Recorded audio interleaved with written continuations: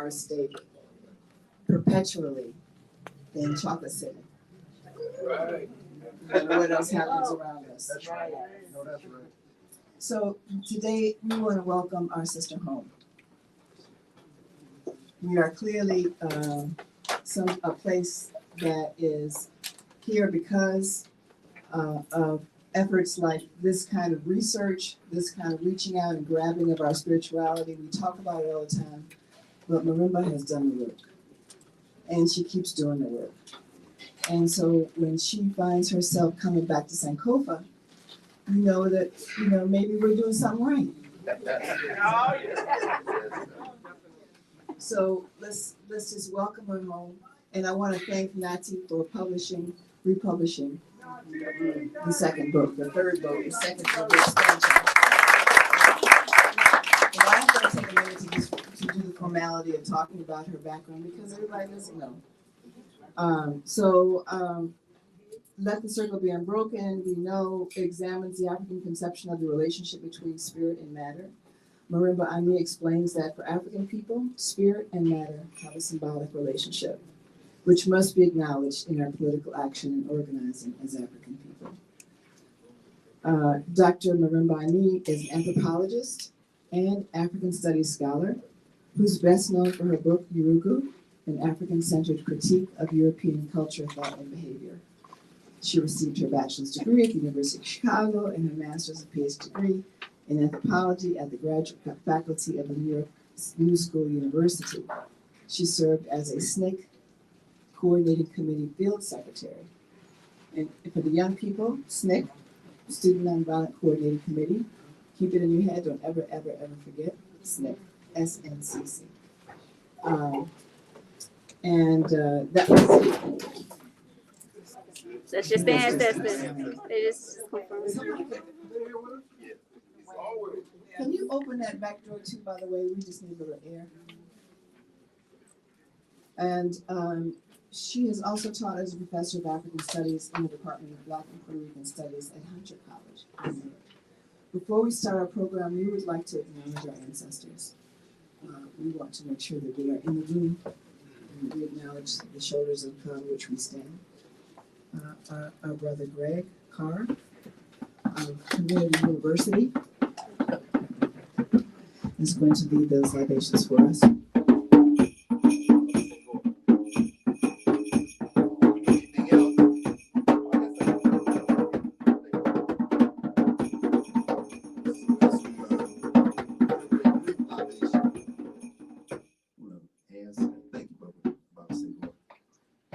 Ask the permission of the elders to continue your particular position.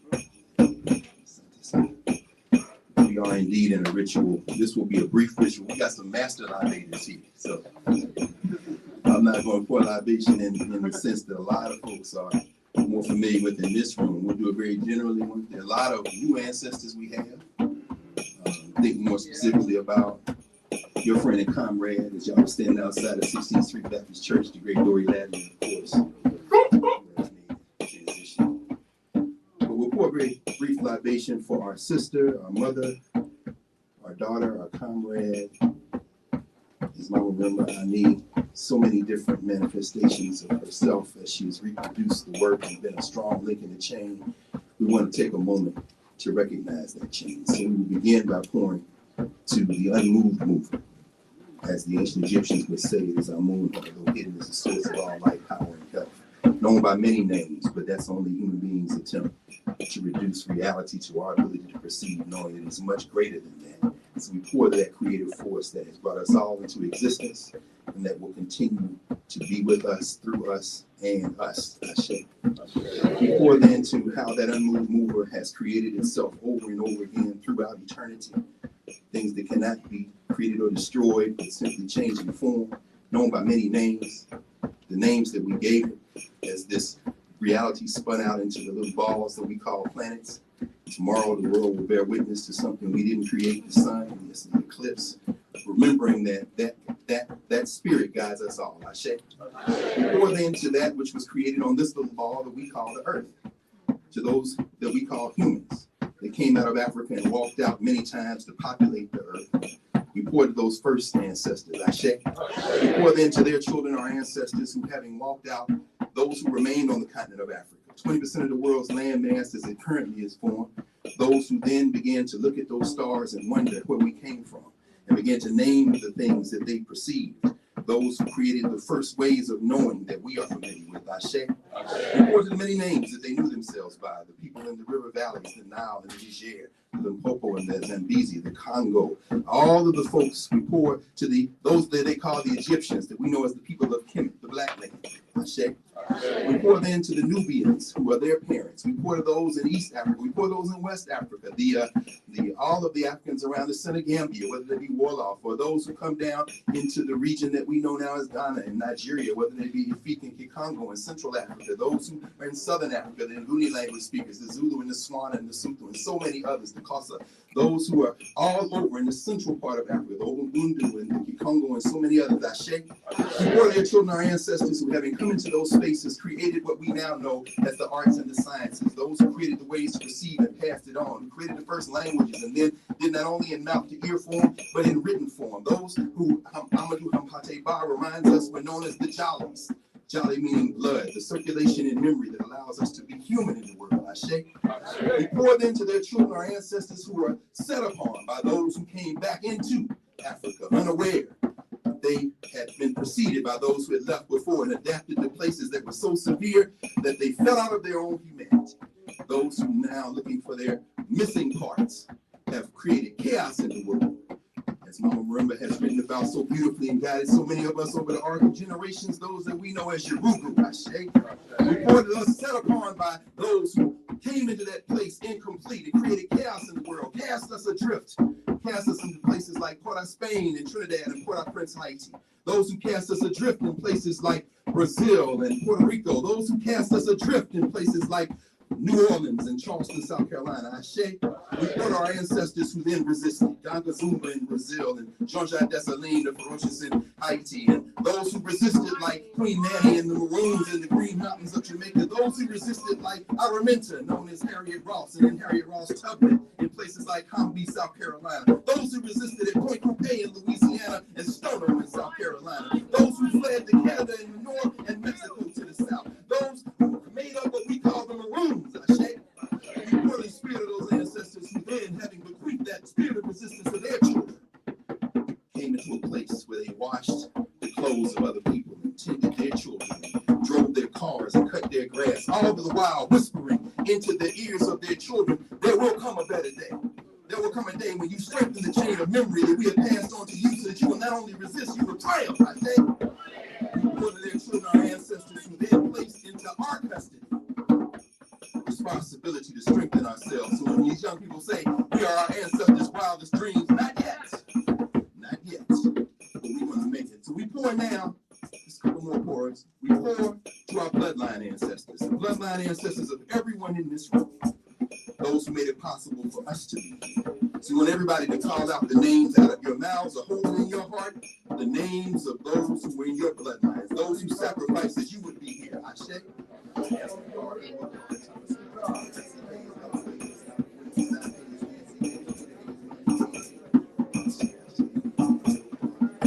As we continue those days, we now bring in our national ancestors, the bloodline ancestors, the spirit forces who move through here. We call those, especially those ancestors who sacrificed everything. We pour those who said it. A man said history is a clock. We're going to pour the name of John Henry Clark. Ashe. John Henry Clark. Ashe. We're going to pour down the rest of these ancestors, Jacob Carruthers. Ashe. We're going to name all these ancestors, Fannie Lou Hamer. Ashe.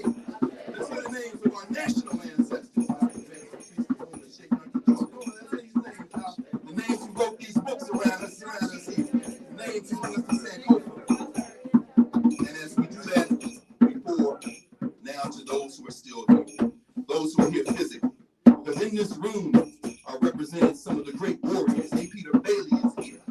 Malcolm X is lieutenant is here. Why? Because Mama Marimba is here. So Mama Marimba are surrounded by those who have fought the good fight, the strongest links in the chain to witness you, the strong link in the chain. And those who are not here physically, who are watching us, whether it be visually today or forevermore on the recording, understand that you are the link in the chain. Now, I say, Mama Marimba, I need. We pour to our children's children. to her granddaughter's grandchildren now that she's here, freshman in Howard. You got 2 eyes and both hands on her, Mama Rose. You ain't got to worry about it. But everybody here, whose children's children will put you in the link of the chain libation as we move forward, when we move out triumphant in this season of Maafa to the season of triumph. Ashe. Ashe. Ashe.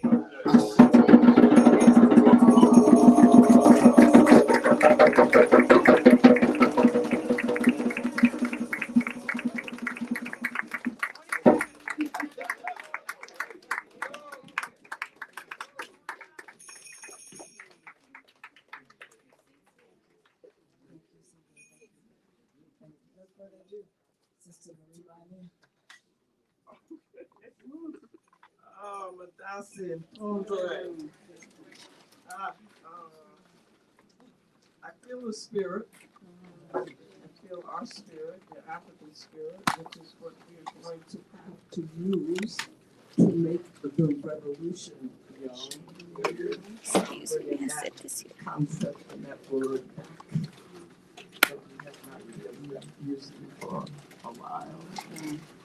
But that's what it's about, and that's what it's going to take. So, I have never seen Kamathi like that. You all might get to see that a lot, but that's not the Kamathi. Right? Mario. That's something. It's extra. Right. Thank you.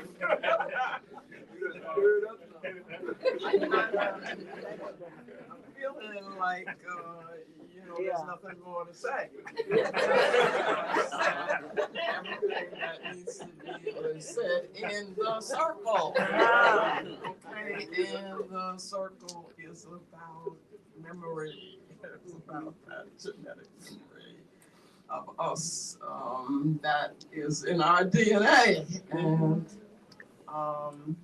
that we have to use and understand and tap into, which does not happen. Okay, how can I put this? You might get some professors like we have here who lead you, James, Mario, right, to connect you with some things that will open your eyes, okay? But in the classroom is not where everything's gonna happen. You got that? Yeah. We used to have study groups in the old days, remember that? And at our schools, our independent African schools, we would have political education. You remember that? No, there are very few of you. That always had to be a part of everything that we did, and that was our academy. And I reject the concept of the academy, because I talk about where that comes from, and that had a specific purpose. But we got our own thing, and we're gonna have to do that again, okay? I come from a time when that's what we did, CV and all of that stuff, right? You young people, see, I raise your hand if you are 30 or under. Hi. Okay. I'm gonna tell you the truth. You're the people that I'm talking to. Okay. And the little ones too. And I'm just saying that because we're doing the best we can. But y'all got to do something more. You gotta do something. You gotta go further than we in terms of how you think and how you feel, and not be constrained with some of the things that we had to work our way out of. Okay? Plus, y'all gotta make it happen. The revolution is in your hands. So you cannot be comfortable and looking for comfort zones. Even coming to Sankofa bookstore, don't be looking to have it as a comfort zone. You look at it as a place to do work and to be inspired to do the work that has to be done. To do, as Kwame Ture said, what did he say? How many times did he say? Organize, organize, organize, and organize some more. And then hope that you will be ready for what? Revolution. But that's what the young people have done. So you gotta push yourself, okay?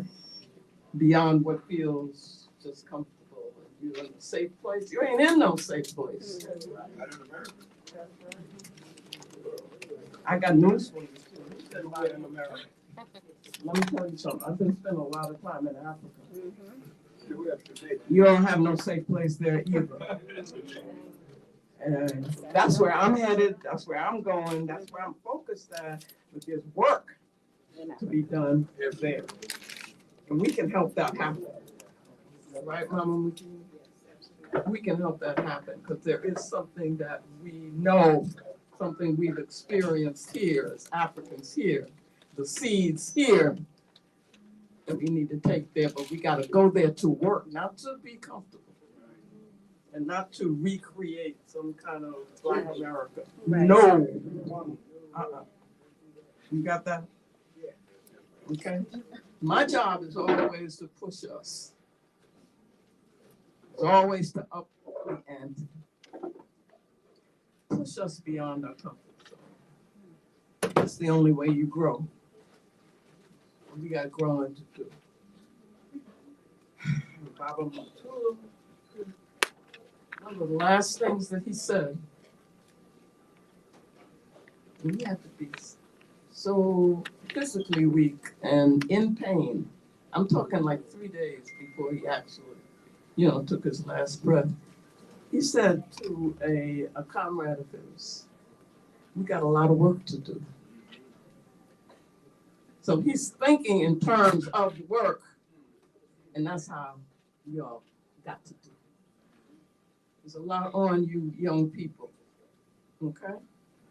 So, having said all of that,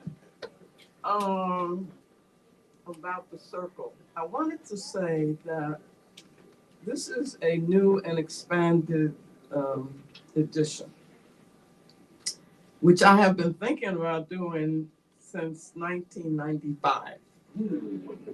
That's how slow I am.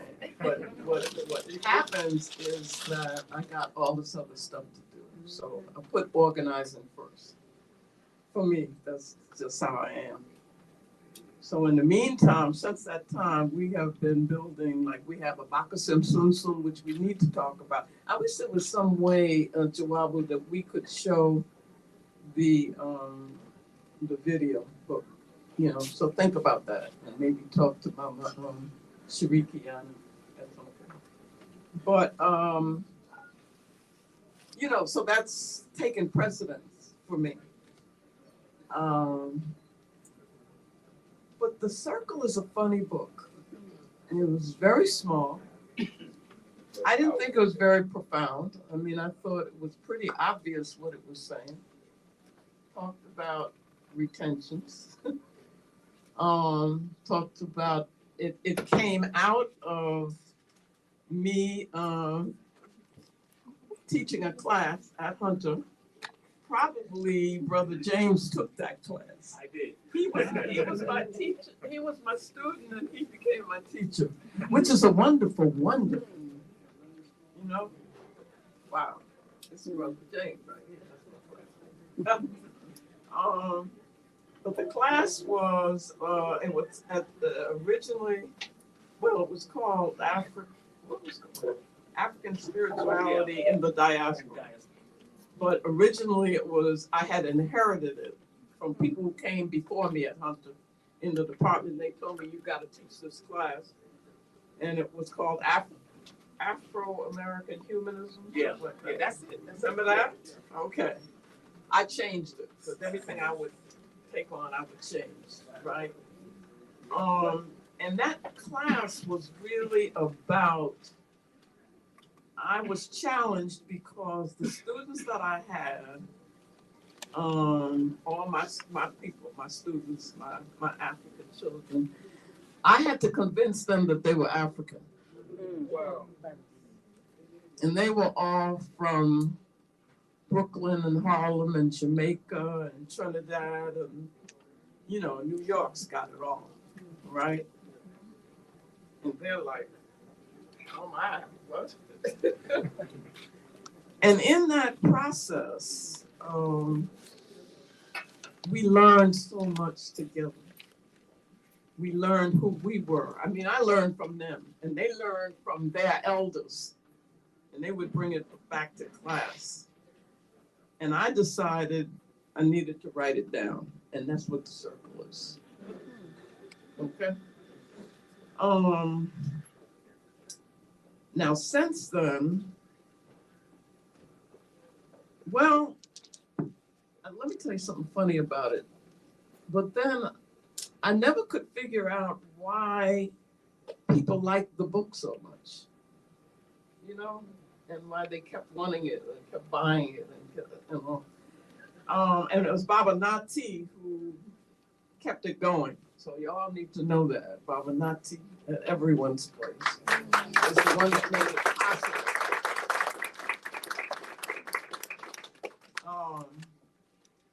But there is something, I think, beyond the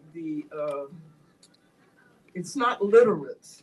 They're not, you know what I mean? It's not you can't have a literal interpretation of the book, which sounds funny because people associate books with just literature.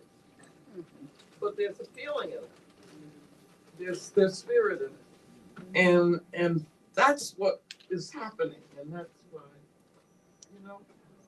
So I'm gonna let people at one point, that's what we can do, talk about what they say themselves, like Mama Makini, people like that, okay? And also how they've used it. Some people have used it in their classes, in teaching, which I like when that happens. So I just wanted to say general things like that about the circle, but it's more important because you get the feeling of what it is that's in it, that from you all, you see, in the 24 years, add on another year or half a year at Medgar that I taught at Hunter,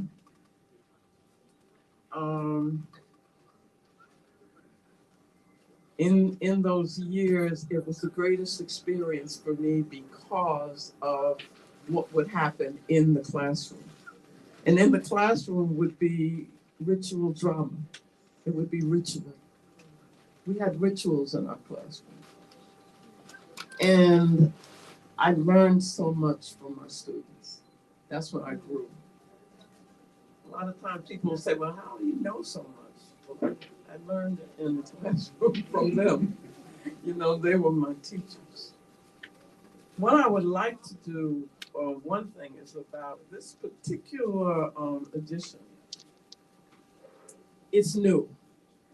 I tried not to change the original text much.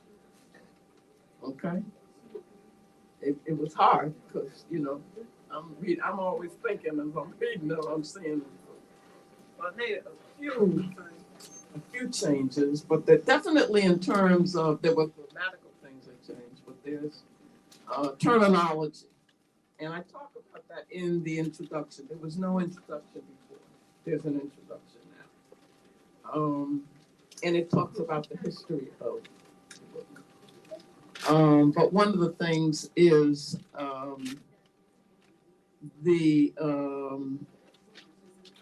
there's language that I have changed. So there's no African American for me. That makes absolutely no sense, and is a sign of. What I say about it is it's at least it shows ambivalence, because we're gonna have to make a choice, y'all. You know, this revolution has happened. We gotta know who we are. But at worst, it's a kind of schizophrenia. So we're African, so that's one of the things that changed it. This edition, what I would say to you is definitely pay attention to. I got some people to write comments at the beginning. I think there are about maybe 5 people who did. And I wanted them to be not the scholar types, okay? Because I'm not going for that. But people who have the ear of a younger generation and who understand the spirit of the music and the rhythm and the dance and the connection to the ancestors, because this is all about the ancestors and about us as ancestors. So I don't think of them just as being separate from us, but think of us being them and then not being that separation. And really, past, present, and future are terms that come from a lineal frame, and we don't have that.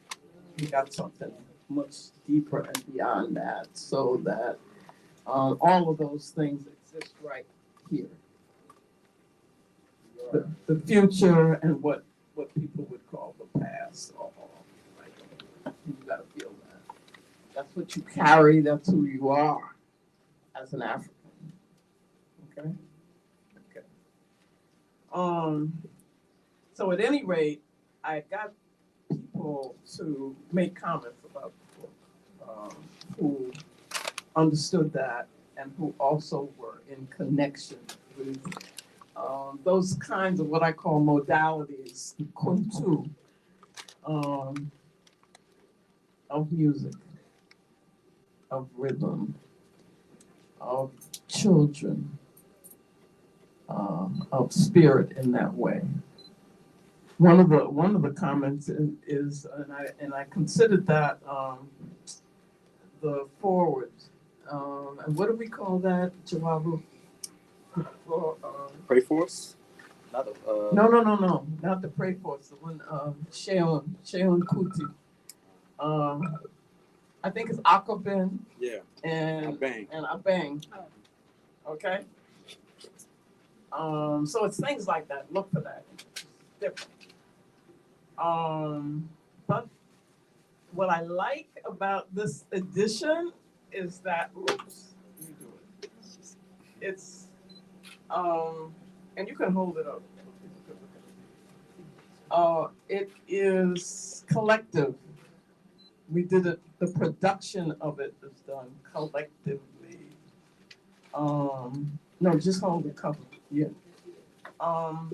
So that I have some young people that I have been working with, and we've been going to Ghana together and doing some very serious work together.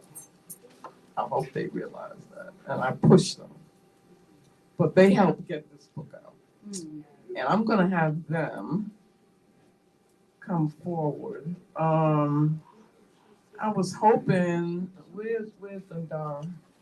She's back. She went to the restroom. Dandara? She took the girls to the restroom. Where did she go? She took the girls to the restroom. Okay.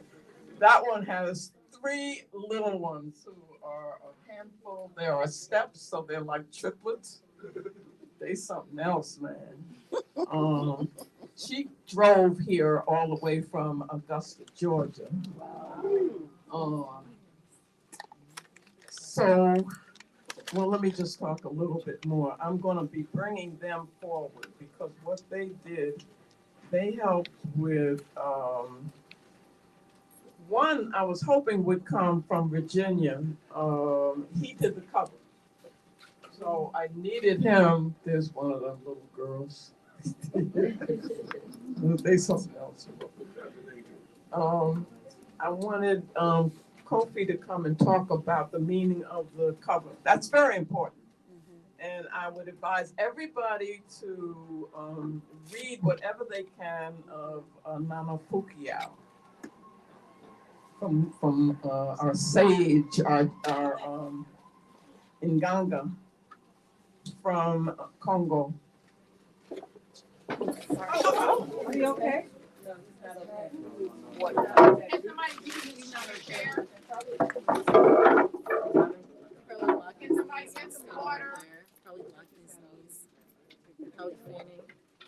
Give them water. Give them Do we have some orange juice?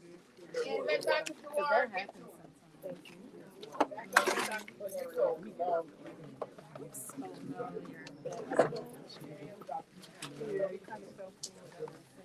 You have any orange juice?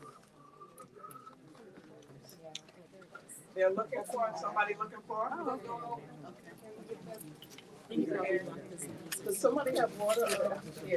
They got water? And orange juice would be helpful to get his blood sugar up.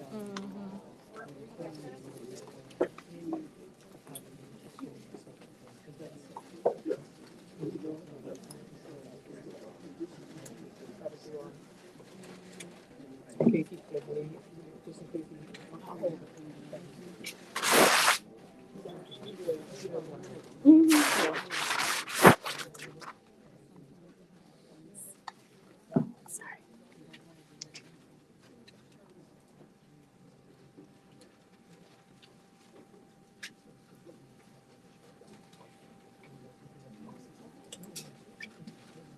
He's gonna be all right. Yeah, okay. Yep, see? He's a warrior right here. He's a warrior. Yeah. So we just gonna keep saying.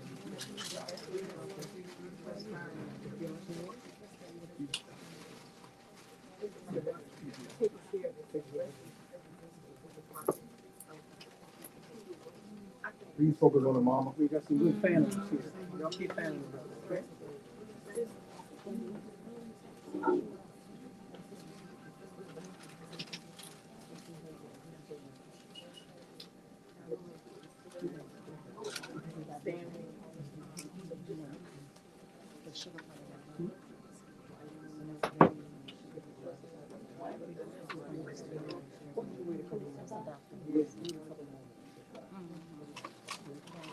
Mom, you can finish, mom.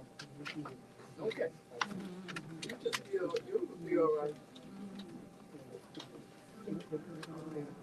The dark comes.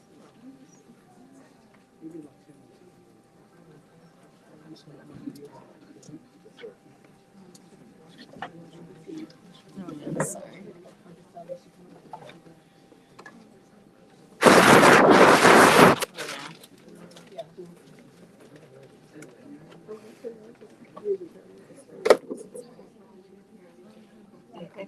And the grandbaby.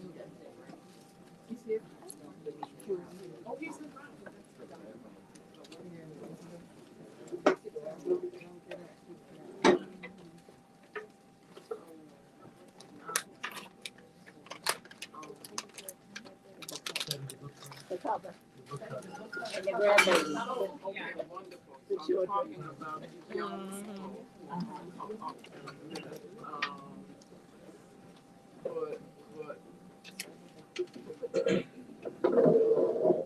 What happened to Maafa? It's part of a coup, by the way.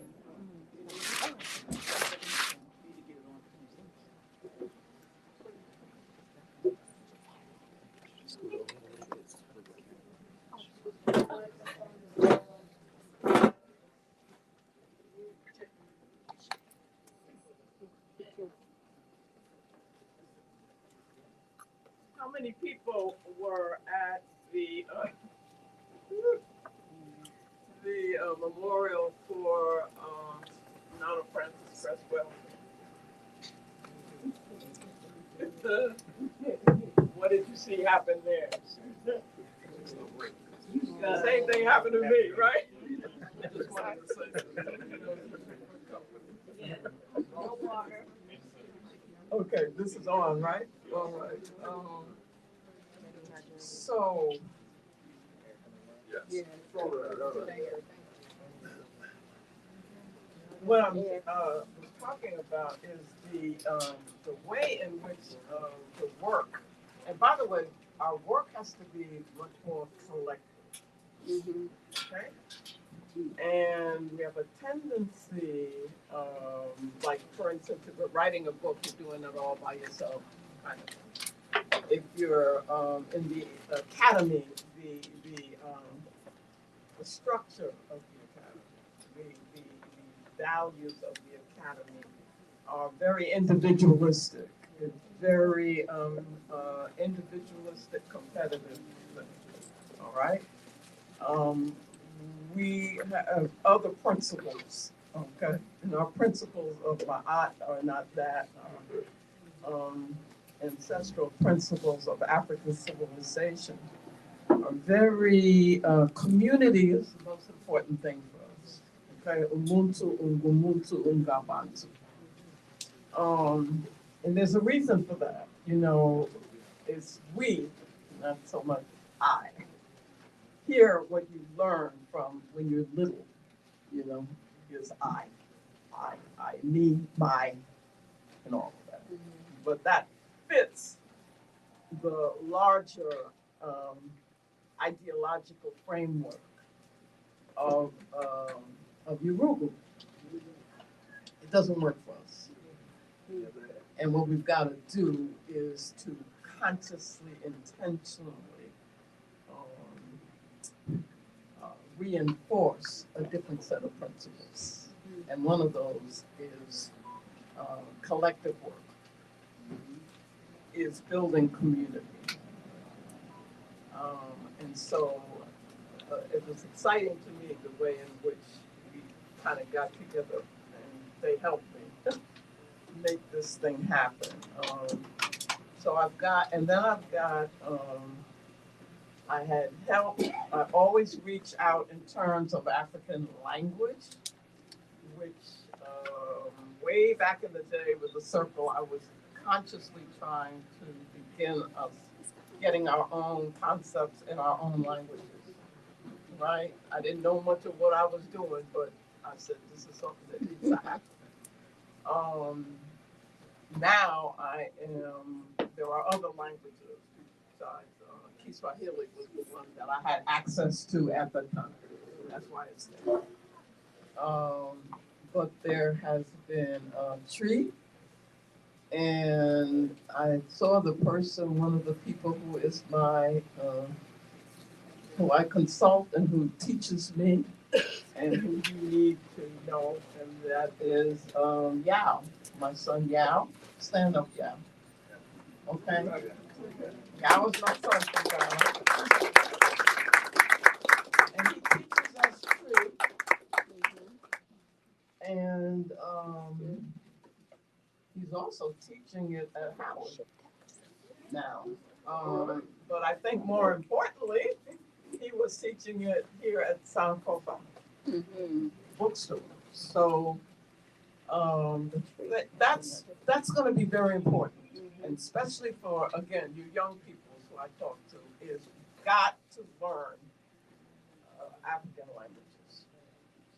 I mean, learn. Want to learn it because the expression in the language is very, very different. And we have understandings, conceptions that are African, that are fundamental to who we are and what we have to do, that cannot be translated. We try, and the result is not good. So some of the things, for instance, I'm gonna jump right on out there, and we'd be translating certain things as God, capital G, a 3-letter one. really be talking about, an alien concept. Okay, so our concepts can't be translated into their words. Okay? Which means we gotta do work. But in the doing of that is transformation. Okay, because language is like, that's the key. Language is so deep. And that's one of the things you get when you read Fukuyama. So, everything that he talks about, he'll then give it in Kikongo. And when he says what the Kikongo means, the English, the way he uses it is not how English is used, which is great. He's using English like Kikongo. Okay? The book, Medunetta by Baba Jetty, J. Carruthers. He's talking about deep thought. African deep thought cannot be expressed really and fully understood in non-African languages. You have to really push to understand. You can't use these colonial languages in the way that they are meant to be used. You have to work with them, right, Mario? Okay. This professor over here, one of my sons, is probably, I say, one of the world's foremost authorities on Medunetta. I put you out there.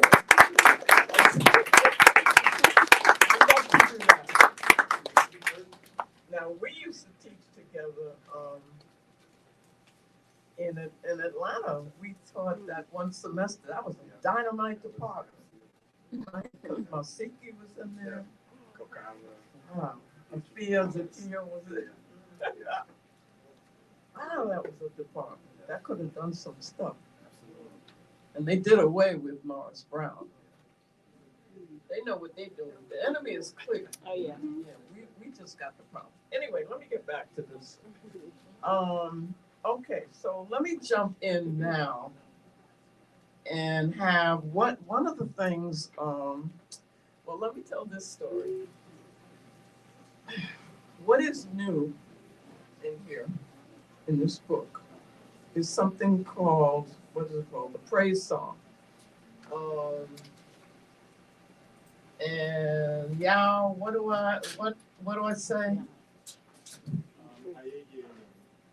Can you all hear it? A little louder. Good. I like that. Now that's an interesting story to that.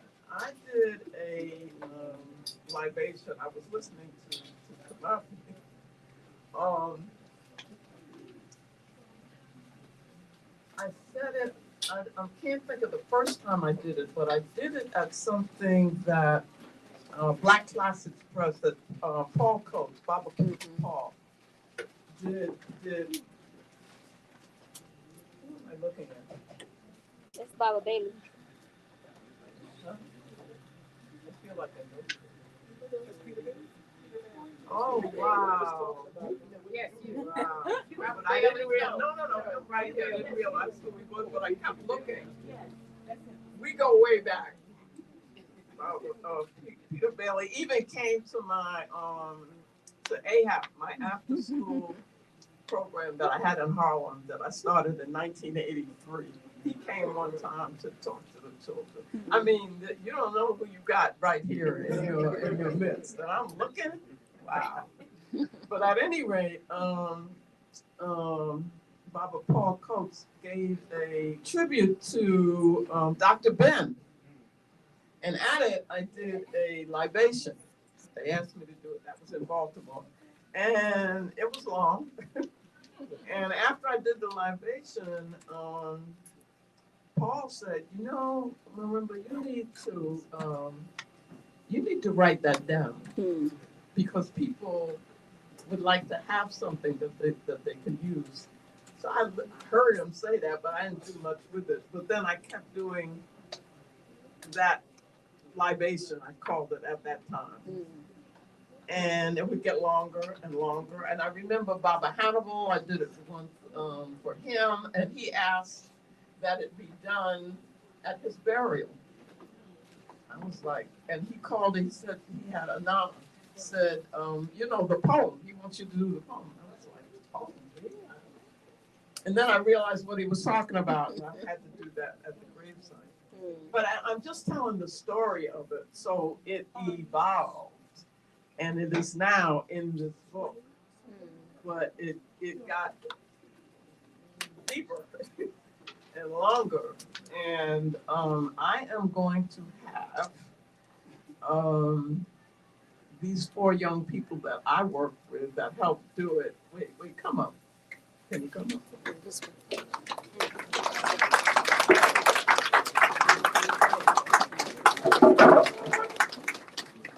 In the old days, I don't know if they still do it, but we used to do readings in the book signings.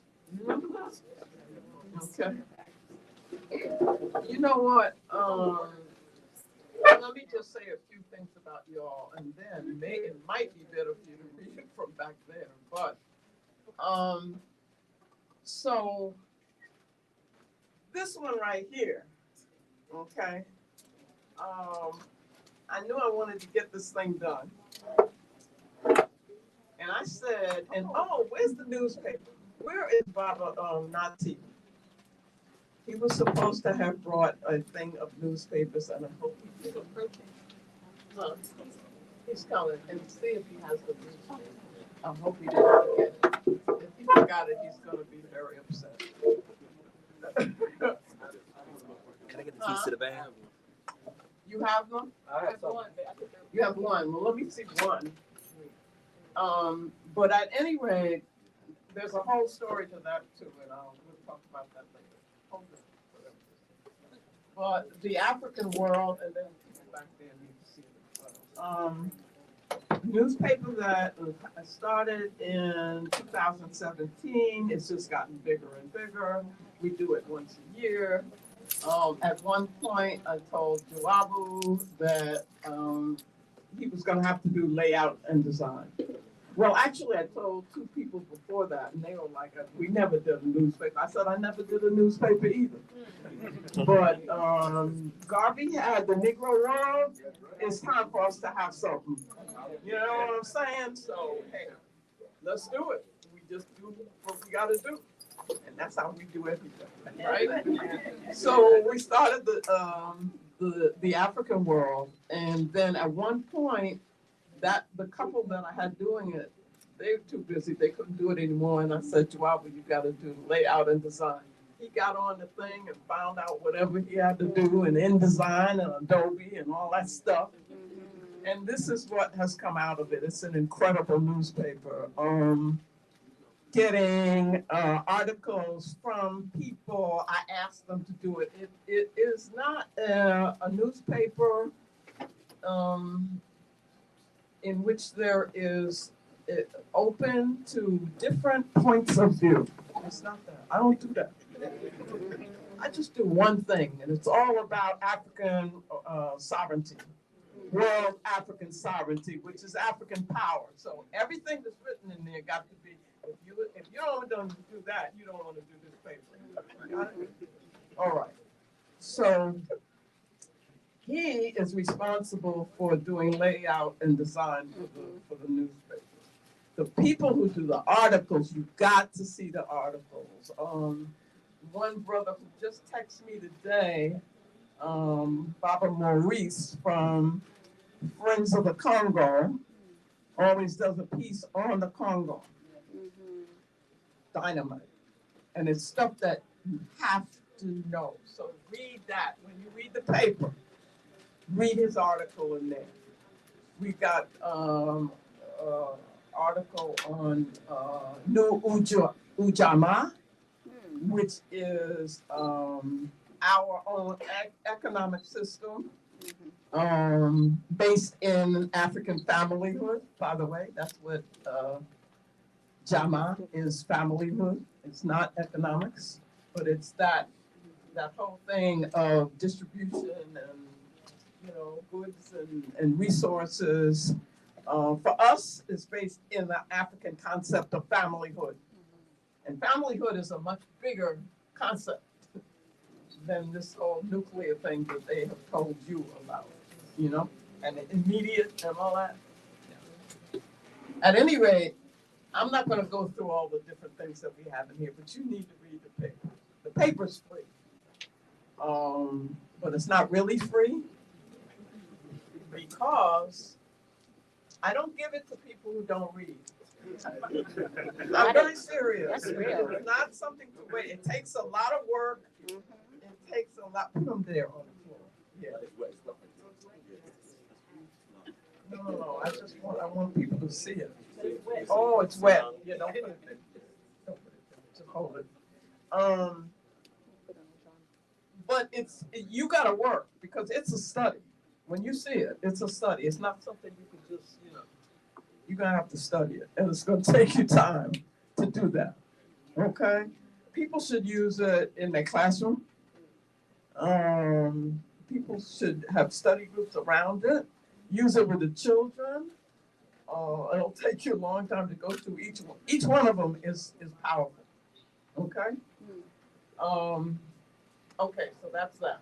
So then, when I was thinking about doing this and working on this, and it had taken so long, and I'm just like, it's gotta happen now. I said, Joabu, you gotta format the book. Now, we ain't never done that before, either.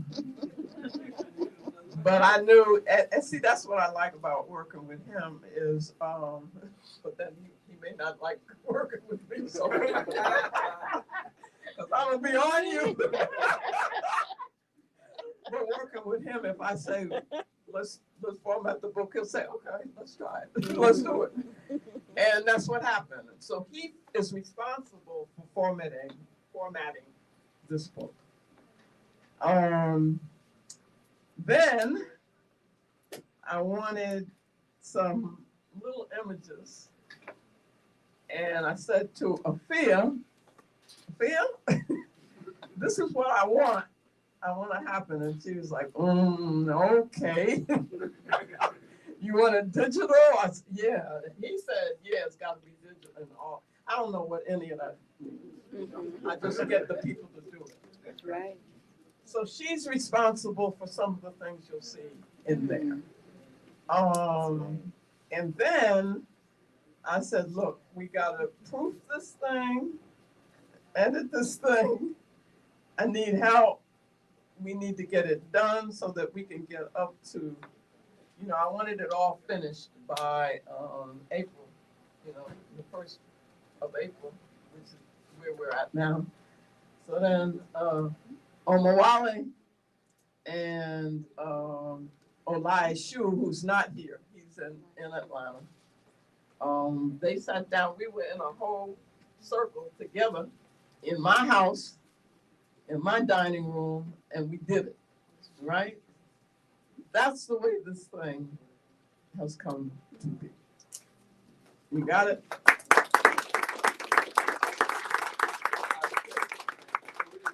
So I'm putting them to work right now, and then maybe we can open it up for some discussion.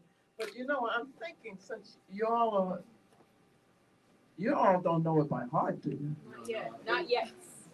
Yeah, I was gonna say, but you know, I'll push you to do that, yeah. But you could stand back there, I think, because they can hear you. I think we're gonna do a section at a time, so we'll just rotate. Yeah, but I was just thinking that it's you blocking people here, and all they need to do is hear you, they don't need to see you. Oh. Are you gonna need the mic? All right, so what they're gonna do is to read what we call the praise song.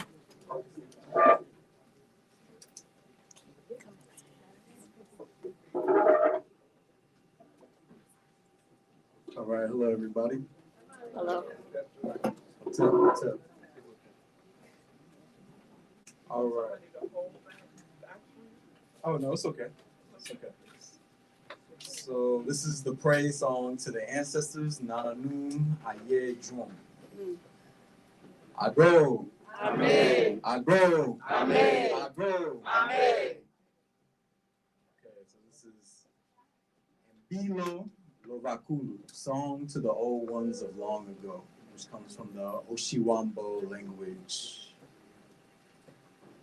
We give praise, honor, and respect to our ancient ancestors, who tens of thousands of years ago, at the beginning of Nkulu ancestral time, after energy came into the nothingness of Mbungi, that which existed before energy took form. In this space, our ancestors initiated the process of African civilization, rooting us in Ma'at, teaching us that we are Kalunga, the process and principle of change, the idea that gives birth to all ideas. Kalunga, beginning and end, the source of all that is manifested and possible, cosmic process out of which Nza, the world, is born beyond time itself. Our ancestors knew this. We give thanks to our ancient ancestors who established the Ma'atic rhythm of African civilization and a worldview which enabled us to define reality as seen through African eyes, affirming our humanity in a way that could never be totally taken away from us, as it became encoded in our genetic essence, planted in the consciousness of our African Tambukusu DNA gene information. We are thankful for having always lived in Dikanga, sacred cycles of spiritual, physical development, continuous progression and repetition of the suns, the natural rhythms of life. We lived in Ku and Seki, the physical world. We lived in Ku and Pemba, the ancestral spiritual world, always connected to the life-giving forces. We were born in Musoni, spiritual conception and rebirth, and Kala, birth into the physical world. Our where was strong. Our will was black. We reached the Kula, the red sun of maturity, then entered Luvemba, physical death, preparing for rebirth and in Musoni. We give thanks to our ancient founding parents who developed ways of life and belief systems, value systems, economic systems, governmental systems, social systems, educational systems, and kinship systems, connecting us in reciprocal relationships of mutual sharing, caring, respect, and cooperation in communal settings, assuring us identity and security as they provided a context for the development of a sense of accountability to ourselves, to each other, to the ancestors, and to Ma'at. We give thanks to the ancient ancestral architects of African civilization who created language systems to express, communicate, and preserve African deep thought through time, and who initiated an oral tradition that will become a vehicle for the evolution of African consciousness. We give thanks to our ancestors who began to develop science, technology, and writing, enabling us to gain a practical understanding of a physical universe and to record what we learned so that it could be passed on to each generation of Africans who followed and were further developed by them. We learned and studied Kendoki, the science of deeper, higher, lived, and accumulated knowledge. We knew Kalunga, immensity, and the Po, the smallest seed. We knew that Kalunga was who we were. Our ancestors told us. We knew that we were Kalunga inside and out. We knew that we were Kalunga, totality of totalities. We knew this most sacred and complete energy force. We breathed it and pronounced it in all of our languages, Ama, Ngai, Oludumare, Olumakoma. We give thanks to our ancient ancestors for developing spiritual philosophies and spiritual systems so that we might better understand and relate to the fundamental nature of the universe as spirit, helping us to live in accordance with Ma'at. We give thanks to them for creating symbolic systems which allowed us to express African deep thought and sacred narratives. And finally, we give thanks to our ancient ancestors for connecting us to our source of power, truth, energy, African collective being. That's the first part of the song. I will pass it to my sister, Vendara.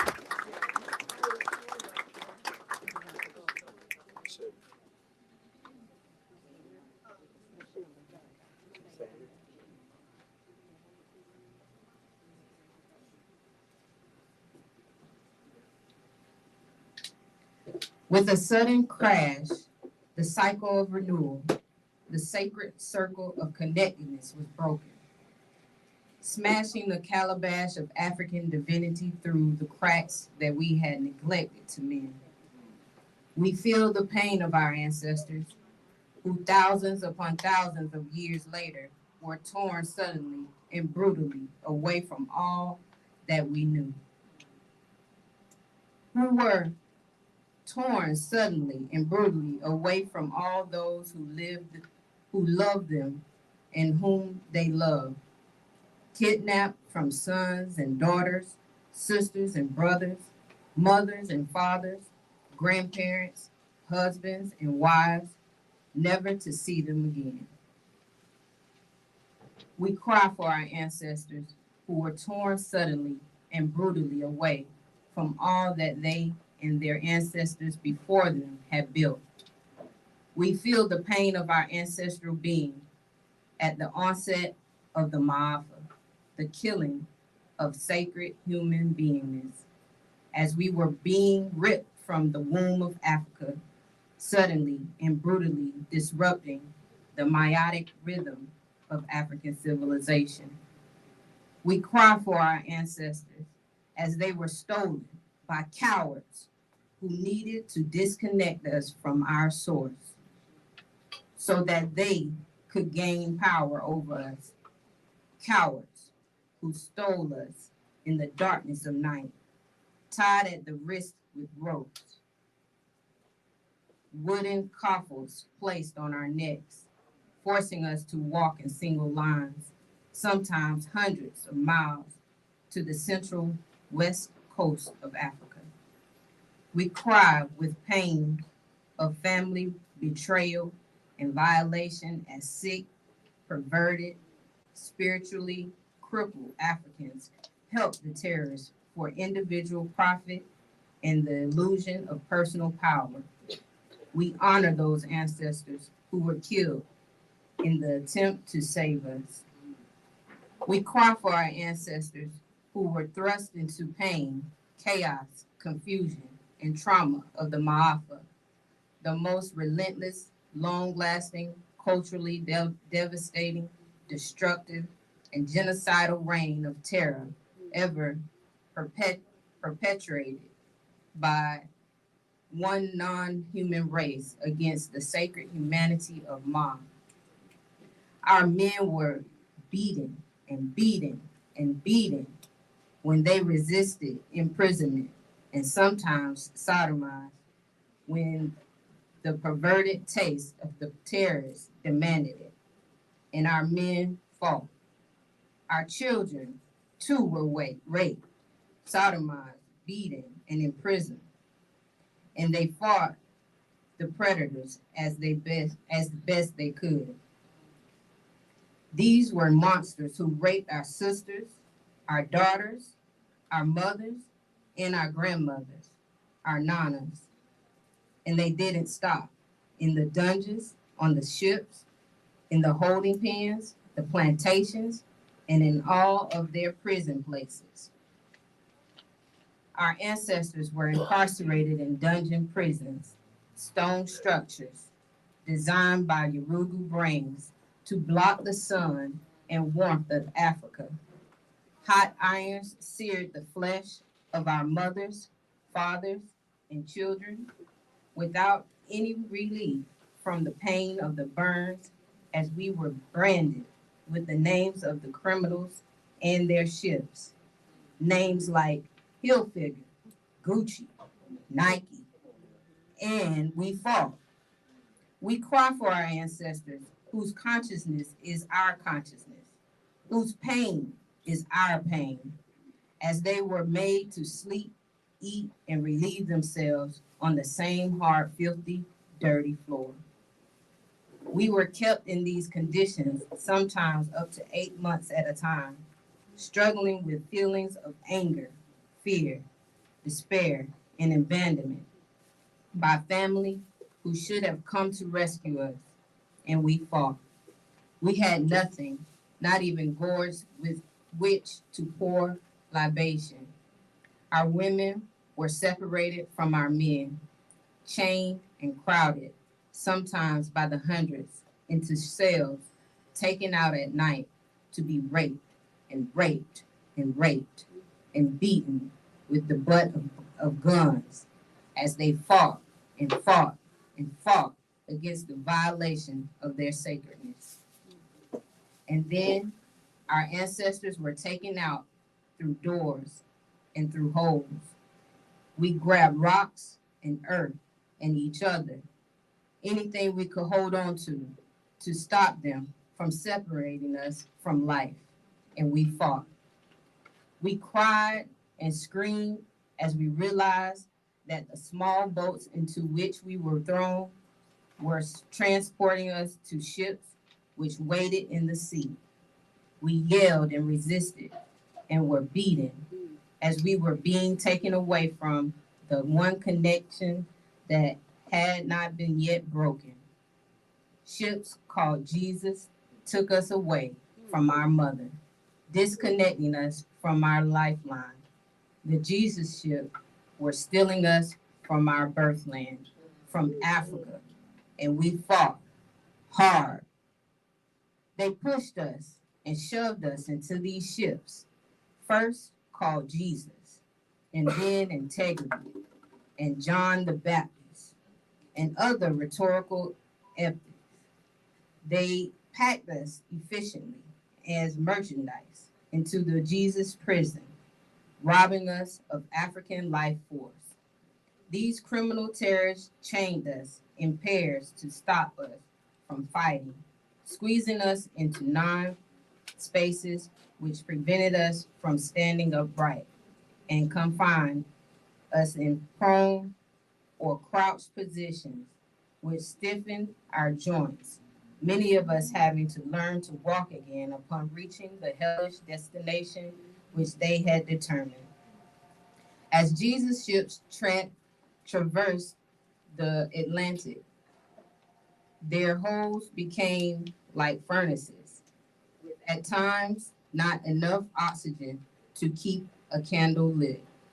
The only air we had to breathe was filled with stench of our feces and urine, and our blood and mucus from our wounds, and blood from our menaces, and vomit from our illnesses, and the sweat of our bodies, and the stifling odor of death without rebirth, as the living were chained to the dead, undiscovered for days at a time.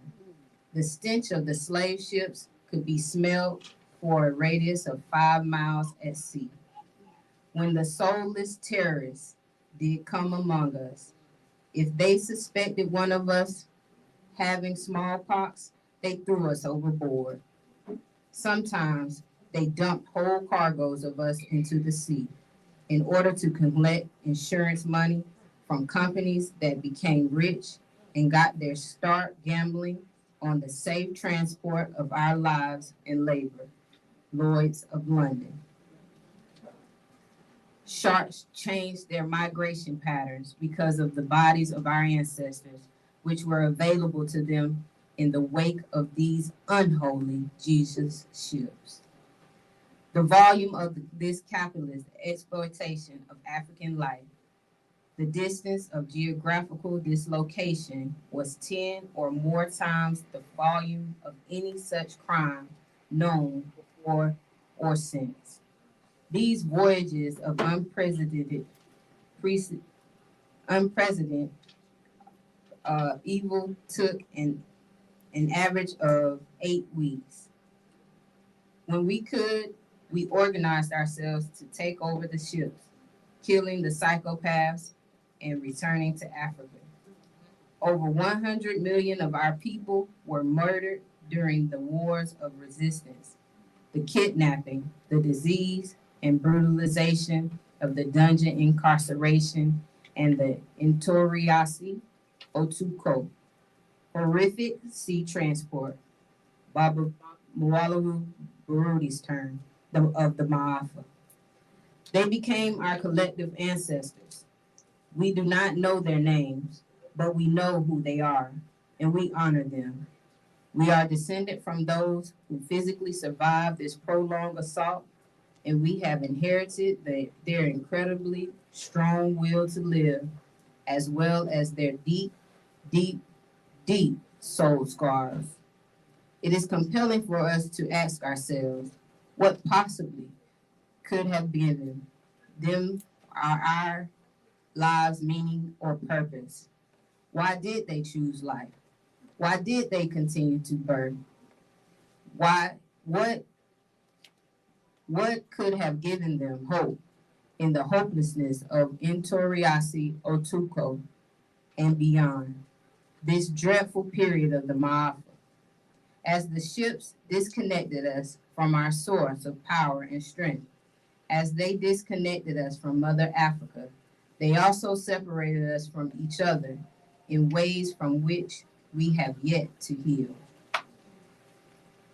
Some of the ships went to Jamaica, and some went to Barbados, and some went to Dutch Guiana, and some to Trinidad, some to Antigua, some to Hispaniola, some to Borinque, some to Cuba. Many ships went to Brazil and to other places that the European criminals were greedily claiming. In all of these actions, they attempted to disconnect us from our consciousness of Africa and from each other. They were trying to break the circle. Some of us were taken to places referred to as seasoning camps, with the intent of preparing us to be slaves. What unspeakable acts must have been performed to break a will that had not been broken by the dungeons and the horror of the forced voyage, the Intoriasi Otuko.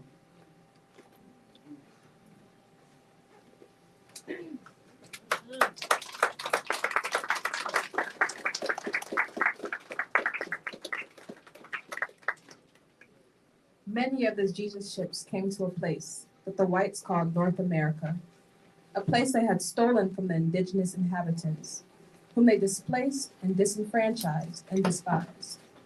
Here, Africans were either sent directly to plantations, taken to the sea islands, or put into the holding pens. From the holes of the dungeons to the holds of the slave ships, to the holding pens on the shores of the new prison. In the holding pens, we were prepared to be sold. And there the thieves and murderers attempted to make us marketable. The whites washed us down, trying to get rid of the stench of the Intoriasi, Otuko. They fed us in the attempt to put flesh on our emancipated bodies. Sometimes they would shave our bodies to make us appear younger than we were. And they oiled and greased our bodies in order to make us shine. And sometimes, just before sale, they gave us liquor, so that we appeared to be content with our condition and docile in temperament. We had to endure the humiliation of dealers and flesh examining us as they would horses, looking in our ears, at our teeth, and all over our bodies, private parts becoming public, as they assessed our value for their clients. And our beloved ancestors were made to suffer the extreme humiliation of being placed on auction blocks, undressed by the soulless eyes of the whites, who attempted to dehumanize and despirit us as their perverse glares of lust and greed. On these auction blocks, we were sold to the highest bidders, to work for centuries, through generations, to create wealth for a psychopathological race who had needed to erase our cultural memory in order to fill our head with lies, claiming their superiority and our inferiority, and to justify their perpetration of the most horrendous crime against humanity ever known. It was a crime against Africa, the prototype of humanness. Only the Maafa violates divinity. The terrorists put shackles on our wrists and our ankles, shackles manufactured by European companies that made huge profits producing hardware for this incomparable crime. The enslavement of African people. They put iron contraptions with spikes around our necks that kept us off balance and at a distance from one another. They placed iron mechanisms on our legs, which dug into our flesh.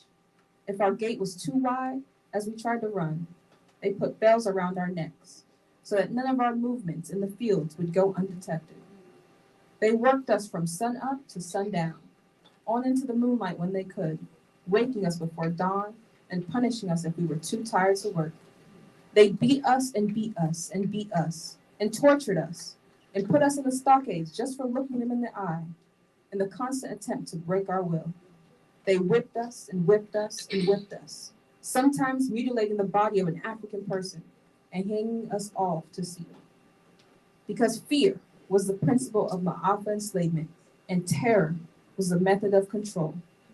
In this expansion of European world domination and this intensification of global white supremacy, they emotionally and physically and sexually abused our children, and we were powerless to protect them. We were unable to socialize our children to be African within the confines of the destroyer's arrangements, our mom.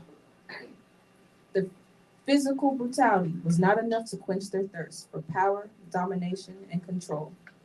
They submitted us to the incredible emotional pain and torture of separation again and again, as they sold parents away from children, and children away from parents, and husband away from wives, never to see each other again. And in spite of the deep pain, in spite of the anxiety caused by this constant threat of separation, we continued to manifest the depth of faith in African humanity, which allowed us to form loving relationships with and commitments to each other. The white criminal terrorists did everything they could to dehistorize African existence, naming us Negro slaves. They denied the essential worth of our humanity in a system based on a materialist worldview, which objectified reality, enabling them to treat us as objects to be controlled, as tools to be used, as things to be abused. The perpetrators of this crime against the essence of humanness took away our names, took away our language, and took away our drums, and demeaned our belief systems in an effort to make us forget the power of being African. It robbed us of our agency. The Maafa of chattel enslavement was a slave system, a business for profit, as well as an instrument of white power. And so, ironically, the terrorist beasts sought to increase their supply of merchandise. They bred us like animals. They identified strong African men and women and put them together to produce children. We had to have their permission to marry, a privilege denied to good breeders. They prevented us from having long, complementary relationships when it suited their purposes. They used large, strong African men to impregnate as many women as possible.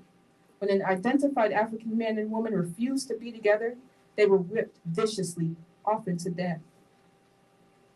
The African men who were chosen as good breeders were often made to be with 5 or 6 different women, sometimes having 10 to 12 children with each other. In addition to being used with many different women on one plantation, they would be hired out to other plantations as studs. These African men were not allowed to live with the women who mothered their children or to form intimate, long-lasting relationships. The children did not know who their fathers were until they were pointed out by their mothers. Some women whom the whites considered good breeders were not allowed to marry and would be coerced to relate sexually to several men of the criminal's choosing. These African women sometimes gave birth to as many as 15 children by several different men.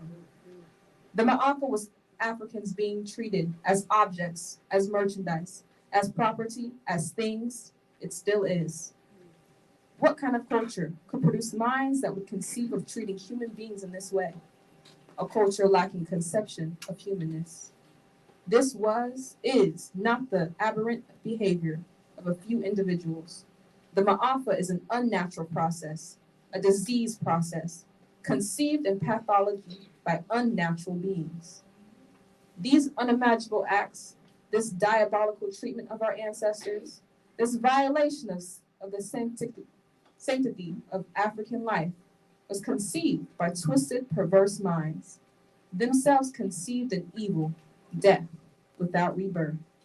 The behavior is collective, it is patterned, it is systemic, perpetrated biogenetically, racially, by those ill-conceived in the wolf caves of Eurasia.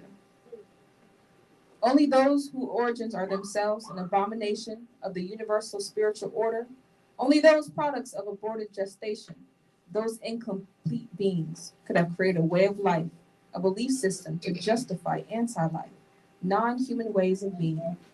How else can we understand this intentional and relentless, prolonged act of violence and destruction against we, lives people, 2,000 seasons or more? These are not humans. These are beings whose continued existence depends on our degradation. They cannot live unless they deny African Black life. They live in fear of our power. They are deadly viruses with no life principle of their own. They had to capture African humanity and suck life from its birthplace as part of their strategy to be. As long as we have life, we are reminders of their innate fate of non-existence. They know that they are fated to die without returning. And so, a religion giving false promises, a life after death, and disconnected fantasies. No life, no rebirth, no ancestors. Only Nkuyu, the dead who have lived for evil.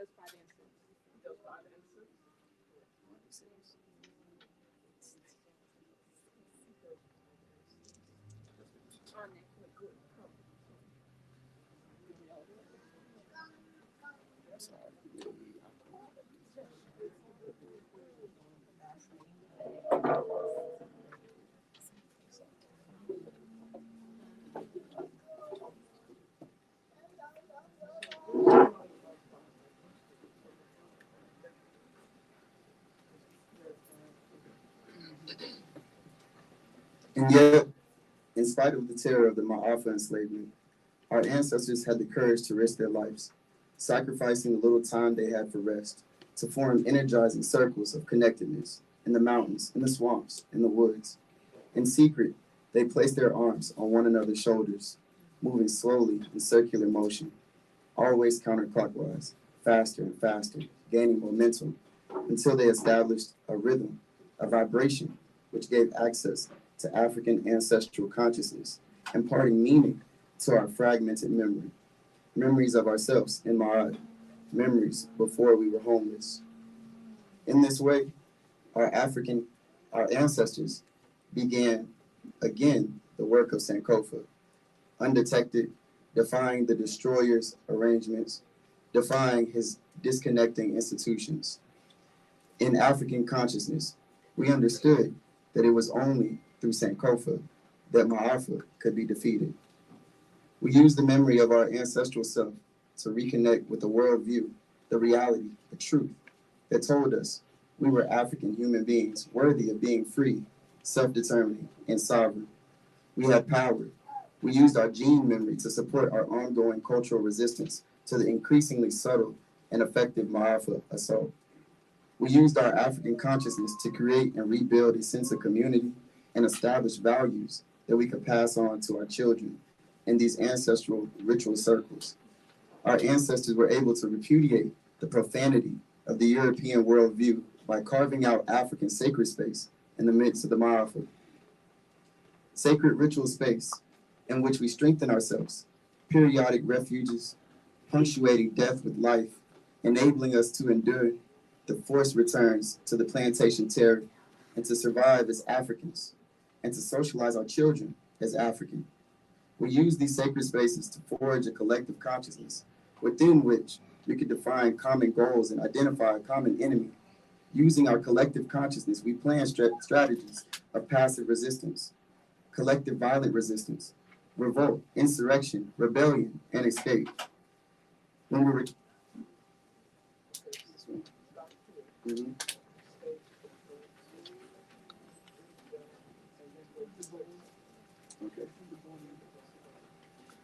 by giving birth to generations upon generations upon generations upon generations upon generations upon generations upon generations upon generations upon generations upon generations upon generations of Africans. In each new generation, Africa was reborn We passed on cultural genes in the power of our blood, Menga, Moja, which carried our genetic memory. In this way, our ancestors gave birth to our parents, who gave birth to our parents' parents, who gave birth to our parents, who have given birth to us.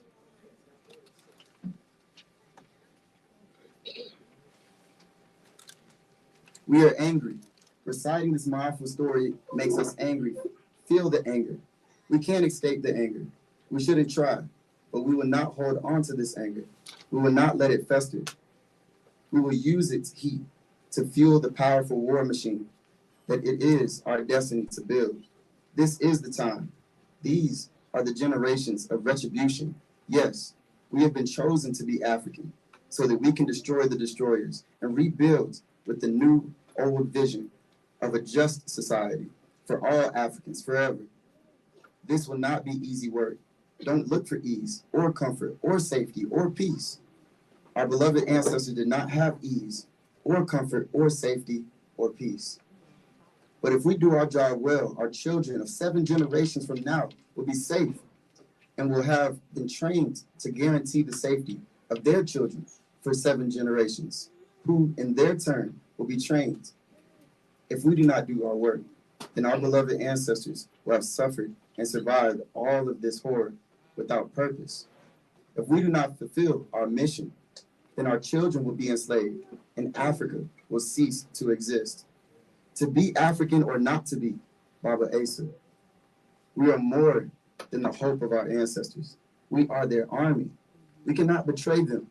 We have chosen to fulfill upon Kessier, the African promise.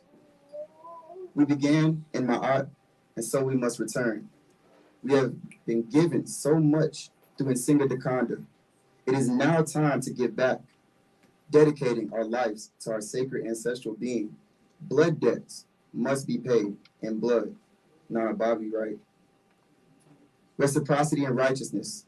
Simba Simbi, we must hold them up, for they have held and still hold us up. This will be no part-time job. It will take every breath that we have, every waking moment, without praise, without fame, without rewards in our lifetime. We have slept for too long. Healing now requires intense vigilance, clarity, focus, and absolute intentionality. We are no longer in doubt. This is not a time for resting, not a time for peace. We give praise, honor, and respect to our ancient ancestors. We will give our lives for them. We will organize, sacrifice, fight, and build. We know who we are and why we have come. Our love is deep. Heka, Asimpa, Osho. All right. Okay.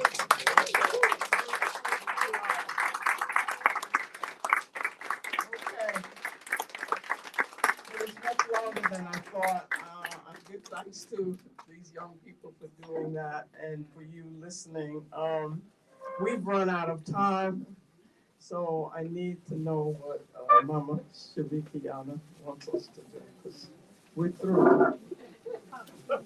We just begun. So please give us give Mama Marimba a real big round of applause.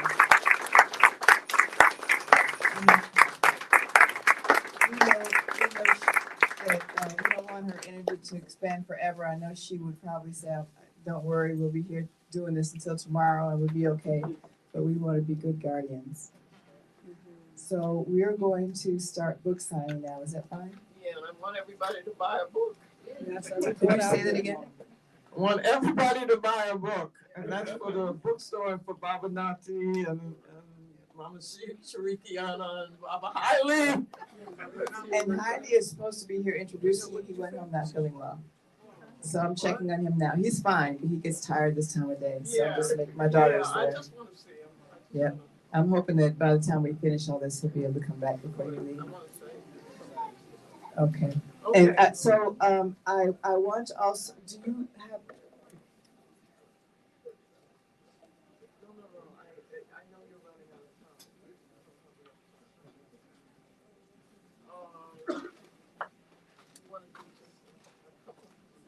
Okay. Let's do 2 questions and answers, and then we'll start the book signing. And you might want to take that opportunity as well to, well, quietly get up and buy a book. And I would say books. Michaela, do you feel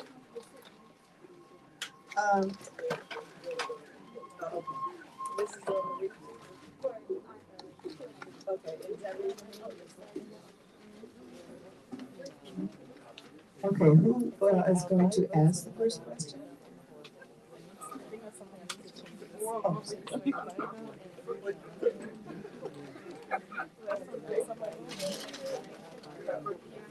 Oh, we have a request to purchase a prepaid.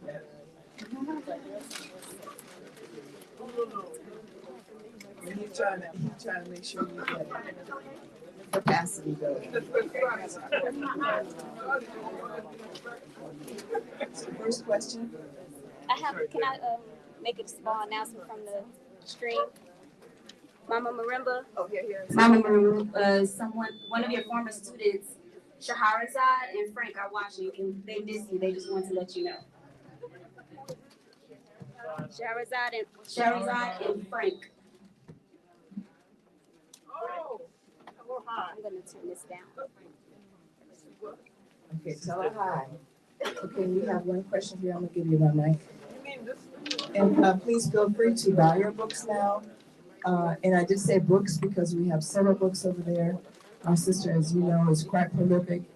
And be sure to get as many copies as you can for your friends as well. And before it's all over, we are going to announce some other things that are going on in Sankofa. And I also want to introduce Brother Nati from African World Books. Can you come up here? He likes to stay in the shadows, but he makes things work.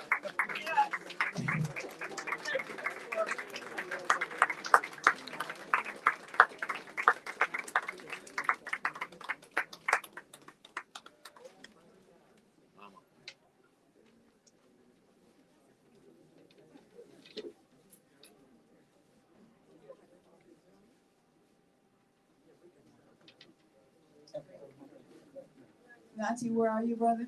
I did. Can you come forward so we can see you?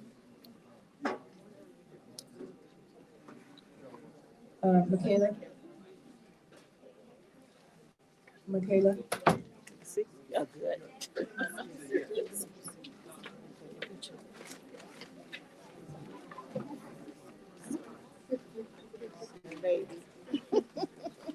So Brother Nati is our backbone. He has African World Books, which is a wholesaler for Black books. He's the reason Sankofa is in business now, and now he's even